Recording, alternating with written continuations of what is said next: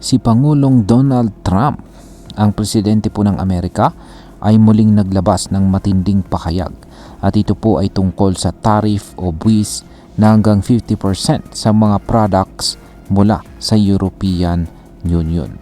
Kaya ano nga bang ibig sabihin nito? Paano po ito konektado sa mundo ng crypto? Kaya iyan ang siyang ating aalamin sa video na ito.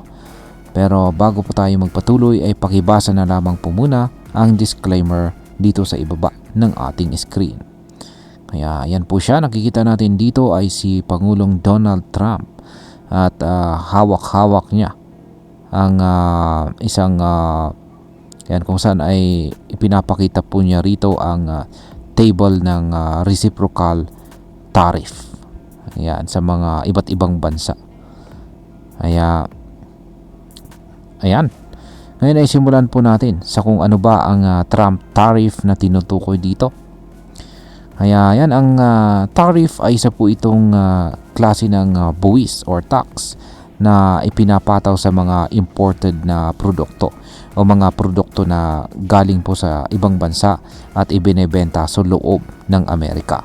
Ang layunin nito ay protektahan po ang mga local businesses ng Amerika at minsan ay ginagamit din ito bilang leverage o pang-pressure sa ibang bansa para makapagnegosasyon.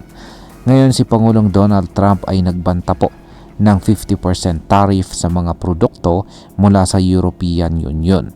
Grabe, di ba? Ang taas. Para itong sinasabi niyang gusto niyang magbenta ng produkto sa amin. Yan, magbayad ka muna. Kung gusto po ninyong magbenta ng produkto sa amin, magbayad muna kayo ng 50% na dagdag. Kaya yan po yung parang sinasabi ni Pangulong Donald Trump.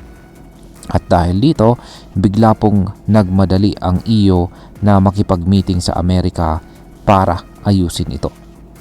Ngayon is bakit po gustong ipatupad ni Pangulong Trump ang 50% na tariff? Ayon po mismo kay Pangulong Trump sa kanyang social media platform na Truth Social, nabwisit po siya dahil masyado raw mabagal ang EU sa pag-negotiate ng trade agreement. Ang tawag niya po dito ay slow walking. Sa madaling salita ay parang pinapatagal daw ng EU ang usapan tungkol sa kasunduan sa kalakalan. Kaya bilang pressure tactic, binanggit po ni Trump ang 50% na tariff. Pero teka, hindi pa ito final. Ipinagpaliban muna niya ito mula June 1 at ginawang July 9. Para bang binigyan ng last warning ang EU. Yan, at parang sinasabi niyang ayusin niyo na to bago ako magpatupad ng buwis. Ayan. Ngayon ay paano po naging konektado ito sa crypto market? Ito na po ang exciting part. Nung unang ibinalita ni Pangulong Trump ang tungkol sa 50% tariff, bumagsak po ang presyo ni Bitcoin at maging ang ibang mga cryptos. At bakit? Kasi ang mga ganitong uri ng balita ay nagbibigay po ng uncertainty o kawalan ng kasiguraduhan sa global economy. Kapag may tensyon po sa pagitan ng malalaking ekonomiya tulad po ng US at EU, nagkakaroon po ng panic sa mga investors. Kaya maraming nagbebenta ng assets tulad ng crypto bilang risk off move. Pero ngayon, dahil po sa posibilidad na pag-uusap at pag-aayos sa pagitan po ng US at saka EU, bumalik ang confidence ng market. Kaya si Bitcoin ay muling bumangon. Umakyat siya sa itaas ng psychological level na $110,000. Kaya, ayan. Ngayon ay sino pa ang naapektuhan ng Trump tariff bukod sa EU? Ayon po sa balita, ay hindi lamang po EU ang pinapansin ni Pangulong Trump.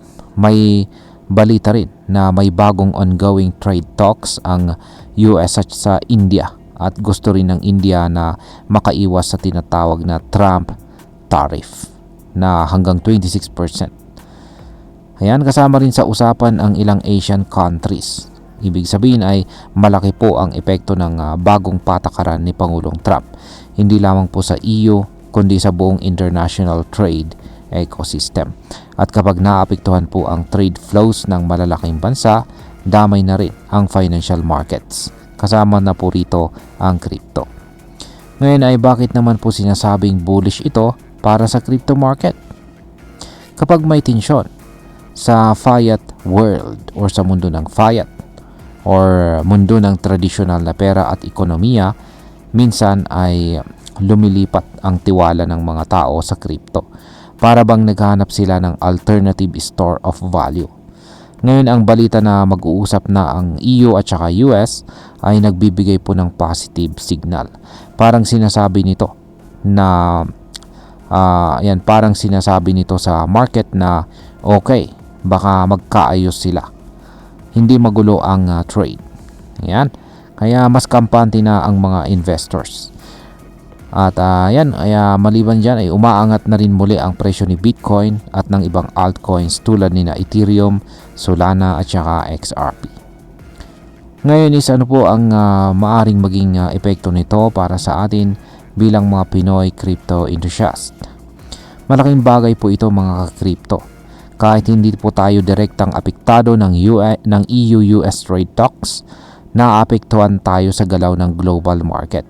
Tandaan natin na ang presyo po ni Bitcoin at ng ibang cryptos ay hindi lang nakabase sa Pilipinas. Ito po ay global asset. Meaning kung may malaking balita sa US o EU, damay po tayo. Yan. Kung halimbawa ay tumaas po ang presyo ni Bitcoin dahil sa positibong balita sa trade, panalo tayo kung nakahold tayo ng coins. Pero kung volatile at pababa, kailangan natin na maging alerto kung kailan po tayo papasok o lalabas sa trade. Kaya mahalaga na updated po tayo sa mga ganitong global issues kahit na parang malayo sa atin. At ayan, bilang panghuli, ang masasabi ko naman tungkol dito ay para sa akin, ito po ay isa na namang patunay kung gaano po ka-influential ang mga geopolitical events sa crypto market. Isang simpleng post lamang ni Pangulong Trump at boom! May galaw agad sa presyo ni Bitcoin. Hindi natin kontrolado ang mga ganitong balita. Pero ang pwede po natin gawin ay maging edukado, maging alerto at maging maingat.